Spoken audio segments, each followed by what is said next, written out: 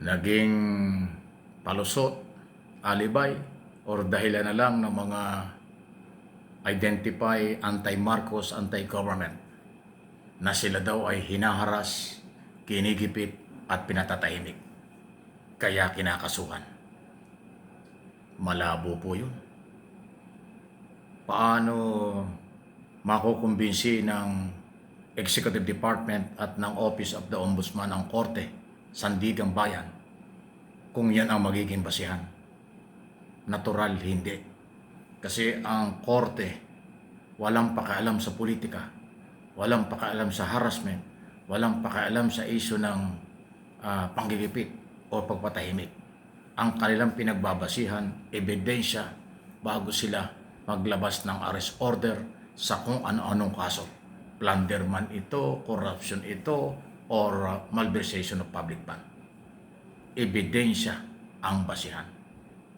Kaya yung sinasabi ng mga anti-Marcos na grupo na patong-patong ang mga kaso at sunod-sunod na kakasuhan, kakampi man o hindi ng kasalukuyang gobyerno, yan ay base sa dokumento, ebidensya at testigo at posibleng kanilang pagkukulang o pagkakamali sa matagal na mga panahon at taon na hindi sila pinapanagot.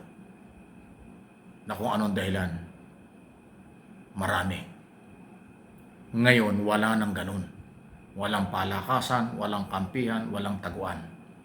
Lahat ng makikita na ebidensya magpapatunay sa mga kaso kahit kanino, ang utos ni Pangulong Marcos, kasuhan, panagutin, bigyan ng due process sa korte.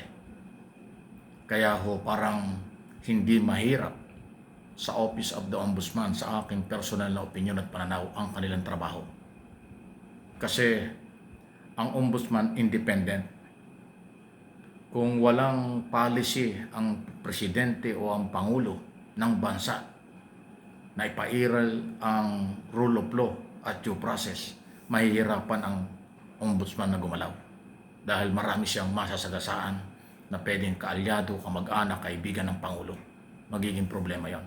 Pero dahil from day one ang policy ng gobyerno ni Pangulong Marcos, rule of law at due process, naging daan ng matatag, malakas na loob na galaw ng Ombudsman kasi sumusunod sila sa policy, tumitingin sa ebidensya, hindi nakatingin sa personalidad, hindi nakatingin sa ingay ng politika, hindi nakatingin sa ingay ng mga anti-Marcos o anti-government. Nakatingin sila, may ebidensya ba ito at sino ba ito? Pag may ebidensya, wala silang pakialam kung sino ito. Yan ang pabor na pabor sa mamamayan Pilipino. Kaya ko po ito pinapaliwanag kasi matagal na nating hinihintay ang ganito. Dekada na ang Ombudsman. Nabuo ang Ombudsman 1987 pa, kung di ako nagkakamali, sa ilalim ng 1987 Constitution. Pero wala tayong nakitang ganyang policy at posisyon. Marami na naging Ombudsman, pasintabi na. Wala rin silang naipakukulong na malaking tao at nakakasuhang malaking tao sa isyu ng graft and corruption. Dahil nga, iba ang mga naging presidente nung araw. Walang policy o hindi sila sa rule of law.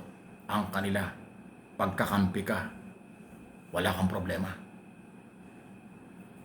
Kaya hindi makagalaw ang Ombudsman. Ngayon, under Boying Remulla, palagay ko yan din ang pinagkasunduan, hindi lang ho inilabas nung una. Bago inilagay ng Pangulo at pinagkatiwalaan si Boying Remulla, siguro yan ang usapan. Ako po pupunta dyan at tatanggapin ko yung trabaho yan, pero gagawin kong lahat kahit sino.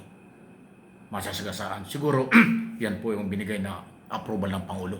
Rule of law, due process, kahit sino panagutin mo. Ayan na ang nangyayari. Kita ninyo? Mismo nanggaling kay Pangulong Marcos doon sa nakaraang SONA ng isang linggo. Patong-patong na kaso ang kakaharapin ng kanyang pinsan, dating Speaker Martin Romualdez. Matindi po yun.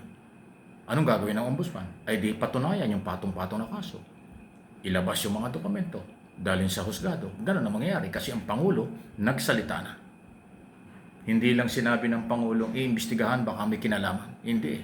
Ang sabi ng Pangulo, patong-patong na kaso ang kakaharapin ng dating speaker. Anong ibig sabihin nun? Abot kamay na ng Pangulo yung ebidensya. Nasa ombudsman na. Patutunayan na ng ombudsman sa Sandigang Bayan sa oras na, sa tamang oras at panahon. Kung kailan, sana sa lalong madaling panahon. Kung yan ay ginawa ng Pangulo, ang pagsasabing patong-patong ang kaso laban sa kanyang pinsan, natural, kayong mga nasa sa oposisyon o anti-Marcos, mangyayari din sa inyo yan. Base sa ebidensya, hindi harassment, hindi politika, hindi panggigipit, at hindi para kayo patahimikin.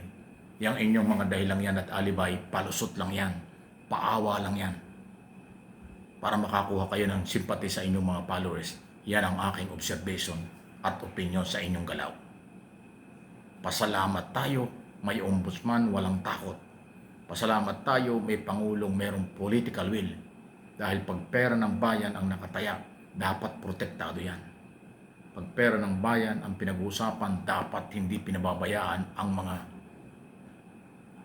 nagnanakaw at umaabuso sa pansamantalang kapangyarihan at sa salapi ng bayan kanilang hinahawakan. Ngayon nga po ay simultaneous na. Matindi yung ombudsman, matindi rin ang galaw ng Sandigang Bayan dahil yan ay judicial body. Matindi rin ang impeachment court kasi yan ay trabaho ng Philippine Congress, upper and lower chamber, under constitutional duty ang impeachment laban sa impeachable official, sa betrayal of public trust at graft and corruption sa ilalim ng administrasyon na rule of law at yung process na pinairal. Yan po yun. Good for business. Maganda rin ito sa mga nakakaintindi ng mga turista at mga Pilipino. Alam kung ano ang proseso. Pero siyempre, doon sa mga kapanalig ng mga under investigation at mga nakakulong at under trial, natural iba ang kanilang palusot yan.